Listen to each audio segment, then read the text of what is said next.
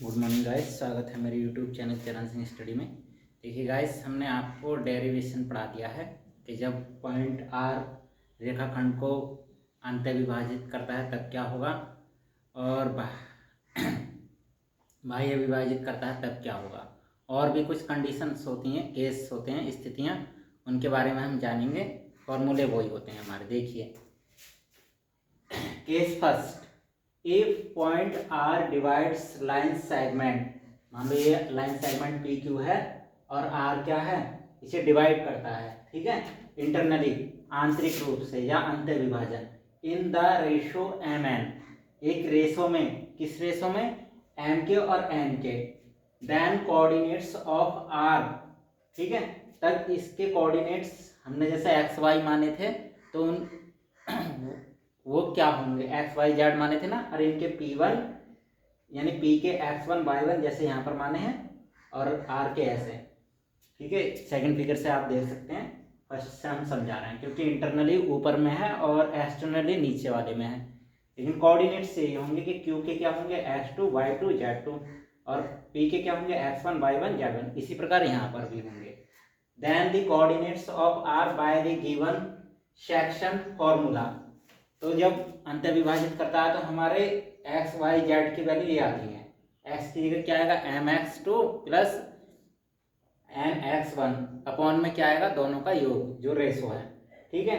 Y के लिए भी वही कि M Y two plus N Y one upon M plus N, और जेड के लिए हमने फाइंड आउट किया था, डेरिव किया था, इंटरनली में भी और एक्सटर्नली में भी, M Z two plus N Z one upon M one, sorry M one नहीं, एम प्लस एन, ठीक है।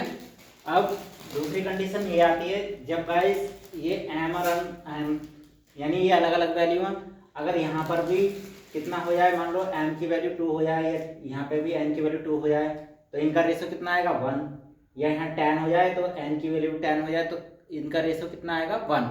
तो देखिए सेकंड कंडीशन में, इफ पॉइंट्स आर डिवाइड्स, यहाँ पर गाइस एस आएगा, divides line segment internally the ratio M N, यानी एम एन का जो अनुपात हम जब सिंप्लीफाई करते हैं, सिंपलेस्ट फॉर्म में लिखते हैं हम इस रेशो को, तो क्या होता है, 1:1 आता है। Then the coordinates of middle point are, और ये आप सीधा सा समझ सकते हैं, जब इधर भी वैल्यू बराबर इधर भी वैल्यू, तो मिडिल पॉइंट क्या कहलाएगा, आर, तो उसके कोऑर्डिनेट्स क्या हो जाएंगे, देखिए एम की जगह एन रख दो या फिर एन की जगह एम रख दो, दोनों को कॉमन लो, तो एन प्लस 2n हो गया, और ऊपर से एन कॉमन लेकर एन हम कैंसिल आउट कर देंगे, तो क्या हो जाएगा, x2 प्लस x1 अपॉन 2, या इसे ऐसे भी लिख सकते हैं समझने के लिए ऑर्डर में कि x1 प्लस x2 अपॉन 2, ऐसे इसे भी लिख सकते हैं कि y1 प्लस y2 अपॉन 2, ऐसे इसे लिख सकते हैं z की value z1 plus z2 upon 2, ठीक है। ये पहला, ये जो हमने डायरेक्ट किया था। अब सेकंड कंडीशन आती है गाइस, इंटरनली में पढ़ लेते हैं। जब आर पॉइंट किसी, देखिए इसमें दिया है कि जब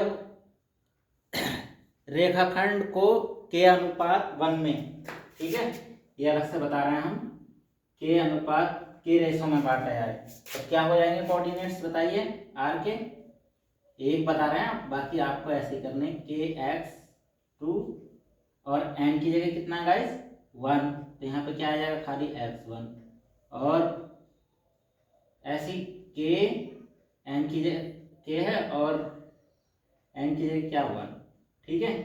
इसी प्रकार और भी जरा इससे आप देखिए कंपेयर करके देख सकते हैं, जैसे हमारा ये होता है, देखिए यहाँ पे कॉमन ले लेंगे हम, तो क्या हो जाएगा, मान लो एम कॉमन दिया बाहर, तो यहाँ पर क्या बता है, Z2, और यहाँ पर क्या बचा बताइए,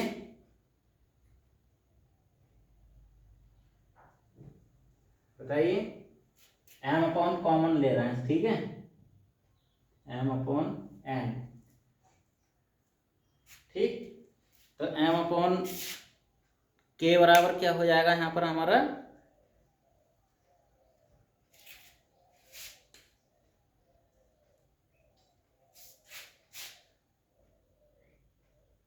यहाँ पर एम हो जाएगा और यहाँ पर क्या हो जाएगा, एम Z1। ठीक,